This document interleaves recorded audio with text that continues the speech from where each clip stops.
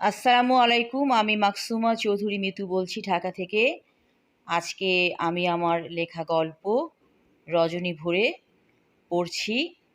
এই গল্পটি আমার বই কুহক গল্পের মধ্যে আছে, সেখান থেকে আমি গল্পটি পড়ছি। রাত প্রায় 12টা বাজে। দোলার চোখে ঘুম নেই। কিছুতেই ও দু চোখের পাতা এক করতে পারছে না। অতীতের দিনগুলো কথা খুব মনে মনে পড়ে আজকাল। পাশে শুয়ে বেঘোরে ঘুমাচ্ছে ওর স্বামী আসিফ ইকবাল। কি মনে হতে দোলা বিছানা থেকে উঠে বসল। রান্নাঘরে গিয়ে বেশ কড়া 1 কাপ চা তৈরি করলো নিজের জন্য। কাপ হাতে নিয়ে বারান্দায় এলো দোলা। হঠাৎ করে চোখ চলে গেল পাশের ফ্ল্যাটের বারান্দার দিকে। ওখানে দাঁড়িয়ে আছে চিরচেনা পরিষ্টি মনির। দোলার সারা শরীরে রোমাঞ্চ আর ভয়ের মিশেলে অদ্ভুত এক অনুভূতি হলো। মনে পড়ে গেল বিশ্ববিদ্যালয় জীবনের কথাগুলো। বুকের মাঝে যে পাখিটি চুপ করে বসেছিল, সে যেন কথা বলে উঠল। দোলার দুরন্ত যৌবনের প্রেমিক ছিল মনির। দীর্ঘ 5 বছর প্রেম করে ছ্যাঁকা দিল মিষ্টি মেয়ে দোলাকে। সারাদিন টইটুই করে দোলাকে নিয়ে সেদিন ঘুরেছিল মনির। শেষ বিকেলের গোধূলি লগ্নে পার্কের বেঞ্চিতে বসেছিল দুজনে। সবুজ ঘাসের দিকে চোখ ছিল মনিরের। হঠাৎ করে বলল, দোলাকে বিয়ে করবে না। মনিরের কথা শুনে অবাক হয়েছিল দোলা।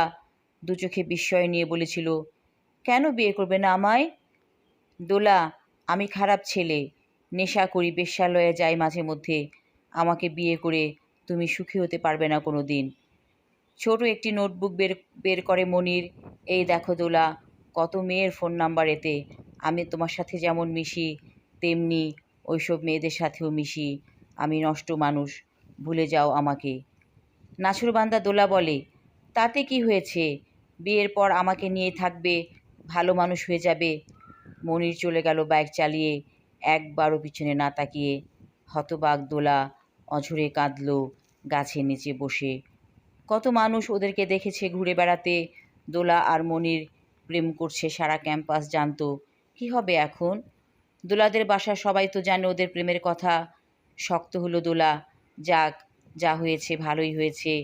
যে ছেলে দীর্ঘ 5 বছর প্রেম করে চলে যেতে পারে, বিয়ে হলে যে কি হতো তা বলা যায় না। ভুলে যেতে বাধ্য হয়েছিল দোলা। পড়ালেখা শেষ করে একটি বেসরকারি ব্যাংকে জয়েন করে সে। তারপর বিয়ে হয়ে গেল ওর আসিফ ইকবালের সঙ্গে। ওর স্বামী বেশ ভালো মানুষ।